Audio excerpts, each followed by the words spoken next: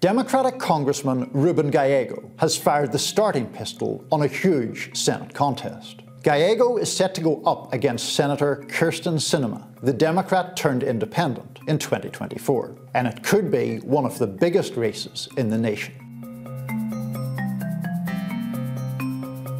Kyrsten Sinema was first elected to the Senate in 2018. She was the first Democrat to win a Senate race in Arizona in 30 years. Even before running for Senate, Sinema had begun to moderate from her earlier positions.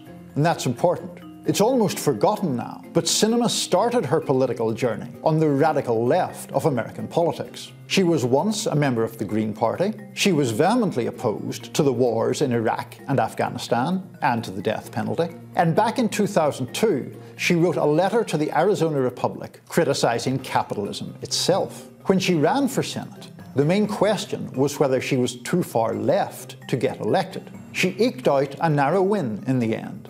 And she made history too, as the first openly bisexual senator. Her political record since then has horrified her former left-wing comrades, and a huge number of mainstream Democrats as well. Sinema's main achievement during last year's negotiations on the Inflation Reduction Act was shielding wealthy Wall Streeters from tax increases. In 2021, she voted, rather theatrically, against increasing the minimum wage, and she's a staunch defender of the filibuster.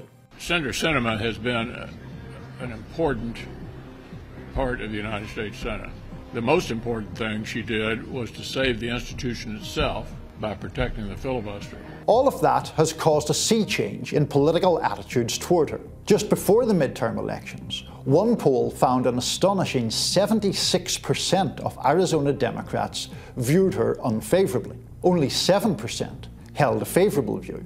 In December, Sinema announced she was no longer a Democrat, but instead an independent. Her abandoned party colleagues were unimpressed. New York Congresswoman Alexandria Ocasio-Cortez tweeted that Sinema had failed to offer a single concrete value or policy she believes in to explain the switch. And that's where Ruben Gallego comes in. The 43-year-old congressman has made no secret of his disdain for Sinema. Both Gallego and Sinema grew up in tough circumstances, but Gallego told the Associated Press this week that Sinema had forgotten where she came from.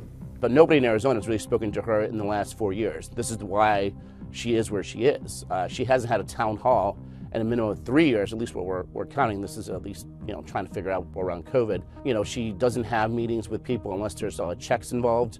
She doesn't really have anything unscripted. We hardly see her in Arizona. She has cut off everybody unless you are a big donor. I don't really matter in terms of having to speak to her. What matters is that she doesn't speak to Arizonans anymore. She doesn't actually, talk to them. Gallego, a member of the Congressional Progressive Caucus, would clearly be more popular than Sinema with Democratic voters. But things get complicated from there. First off, Sinema has not said for sure that she will run for re-election. If she does, Democrats in Washington face all kinds of difficult questions. Basically, Sinema versus Gallego versus a Republican would give the Republican a great chance of winning. Arizona, after all, is still a very competitive state, and Sinema and Gallego would split the non-Republican vote. So does the party back Sinema or Gallego?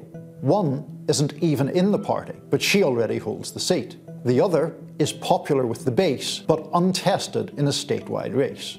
Either option holds big risks. Adding one more wrinkle, Democrats face a grim map for 2024, defending 23 seats, that's counting Sinema's, while the GOP only needs to defend 10. Would lots and lots of Democrats prefer a Senator Gallego to a Senator Sinema?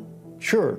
But what if they back him and end up with a Senator Blake Masters or Senator Carrie Lake instead? There's no easy way to unpick the knot, and that's what makes Arizona's Senate battle such a fascinating race.